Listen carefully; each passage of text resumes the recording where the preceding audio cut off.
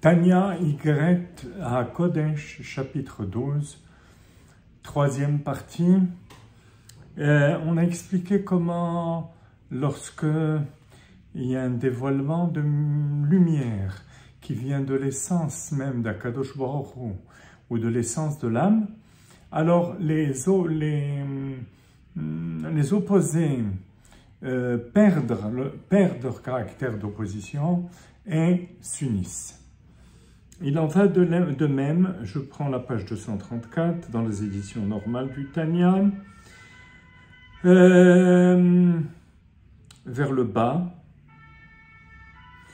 Il en va de même, et en particulier, Bifrat Olamazé Hachafel, ce monde-ci, le monde le plus bas, Hameurav Tovara, qui est mélangé de bien et de mal.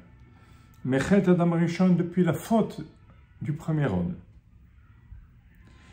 Ve'hara Sholet Alatov, et bien plus, non seulement qu'il est mélangé, mais le mal domine le bien, comme il est dit à Shershalat Ha'adam Ba'adam, ou l'homme mil'homme ye'ematz, une nation prévaudra l'autre. Ve'chanire bechush be'adam atachton anikra beshem olam katan. Donc au niveau du microcosme de l'homme, que parfois le bien surmonte, contrôle, et parfois c'est le contraire, chas v'shalom. Pour faire le birour, le tri entre le bien et le mal, et finalement transformer le mal en bien, il va falloir attendre les temps messianiques, de manière à ce que le mal soit séparé du bien et que le bien remonte à sa source. Et à ce moment-là, le mal qui n'a plus de connexion avec la vie, parce que toute la vie du mal, l'existence du mal, provient du bien. Une fois qu'il y a ce tri qui est fait, le bien se déconnecte du mal et le mal disparaît, tout simplement. Et l'esprit d'impureté disparaît de la terre,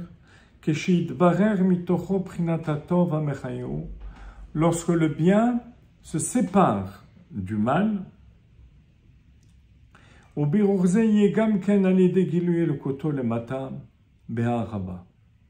Et il va falloir pour cela aussi un dévoilement de l'essence du bien.